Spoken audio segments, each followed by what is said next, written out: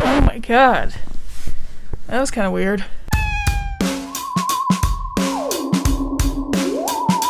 Ever since I first caught a glimpse of the glowing red-eyed Torchbearer, I became infatuated by him. I became, some might even say, obsessed with him. Why? I just thought he looked really cool. But also, I wanted to know what are the lore implications, because 21 Pilots just don't do anything just to be doing it. And there always has to be a meaning. Always, always, always. So when something as major as this pops up, there's gotta be a reason. And I am going to try to answer that for you now. So let's talk about why Josh and other people in the lore might have glowing red eyes. Now, during Breach Tour, during Overcompensate in the contract, Josh has these glowing red eyes, and it's not the first time that we've ever seen anything like this. As most clickies know, there is more story to be told within a 21 Pilots show. They are trying to say something here, and that could be as little as like the lighting on stage or what they're wearing. And with something as bold as this, I'm going to assume that it is for a reason, and Overcompensate in the contract have our answers as to why he looks like this. Certainly he's not doing it for fun. There's no way. It was so hot in that stadium, and I can't see why that would be fun. Now, both Overcompensate and the contract have music videos that take place within Dima. If I had to guess where glowing red eyes originate, that would probably be my guess, but it's good to know that the music videos also back this up. Now, it absolutely makes sense that Josh would have these glowing red eyes during the contract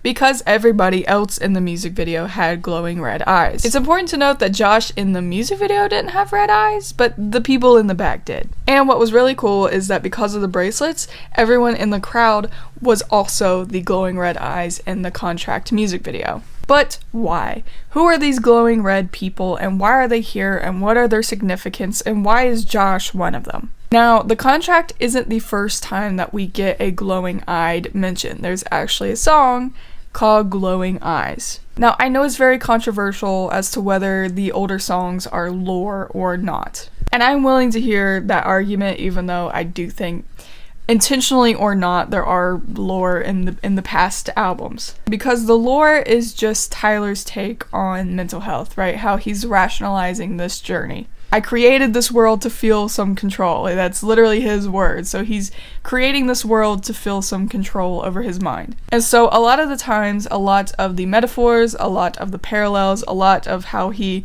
characterizes certain things is similar and constant across all albums, whether it's like official lore or not. Hopefully that makes sense. With something as obvious as glowing eyes, certainly it is some sort of callback or some sort of way Tyler tries to rationalize what's going on in his life. Glowing Eyes as a song is saying that he's comfortable in his depression. He's comfortable with the way that he's feeling. And instead of getting better, he would rather write a song for the eyes to sing along. Referring to the glowing eyes as some sort of audience, as some sort of crowd that watches him play his music. Which adds up a lot to how the glowing eyes were in the contract, this crowd that was watching Clancy and Torchbearer perform this song in front of them. And that also lines up with the live performance where the audience represent the glowing-eyed people. The glowing eyes are the fans, are Tyler's audience, are us, the clickies. But why is it framed in such a way that seems sort of evil? And why is Josh one of them as well? We're gonna get to that, I promise. If you look at the contract music video again, we can see that Nico kind of shoots Clancy into this alternate dimension where the red-eyed people are. Now if you look back through the Scaled and Icy era, you could see that Nico and Dima have sort of corrupted live shows for Clancy, forcing him to perform, forcing him to force this propaganda to stop the rebellion within Dima.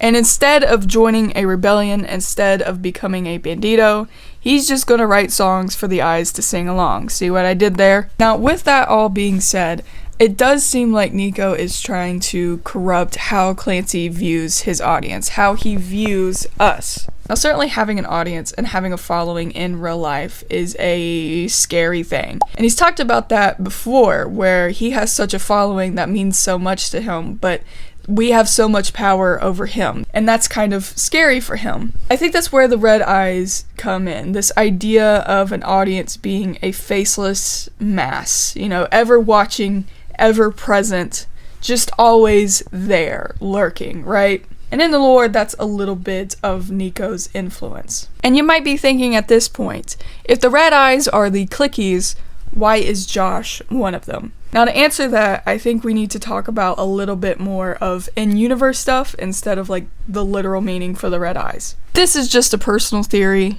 okay? I don't have too much evidence.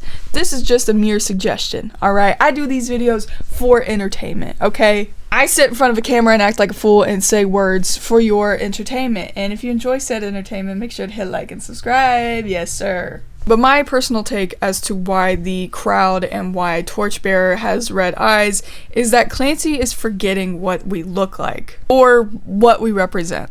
Now, it's been long established that the bishops cannot see yellow. That is why the banditos cover themselves in yellow tape, and that is also why the bishop was swerving on the road, is that they can't see yellow. Now, think about in the lore, what's yellow? The banditos, which represent us to some degree, and Torchbearer. Meaning that if Clancy was becoming a bishop, he couldn't see yellow as well. There would be a time where he couldn't see the banditos and he couldn't see Torchbearer. Now there are some instances that back up my theory that Clancy cannot see Torchbearer once he's becoming a bishop. Mainly the iconic jacket video where it seems as though it's not registering to Clancy that Torch is even in front of him to accept the jacket. Also in City Walls, I wonder where you are, I wanted you to show me.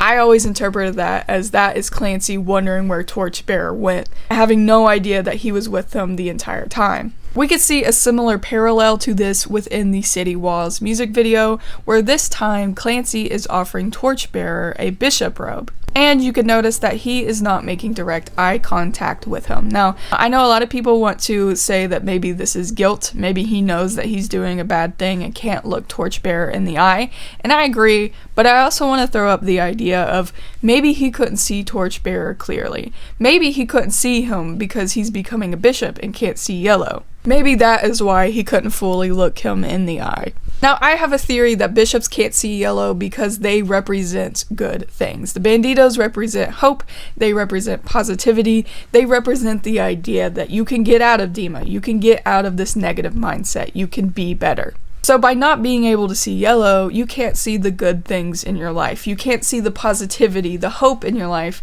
even though it was always there. By Nico corrupting the audience and Torchbearer, Clancy is no longer able to see those positive things in his life. He is no longer able to see the hope. I think the red eyes represents what Clancy sees. He can't see yellow, he can't see the banditos, he can't see Torch.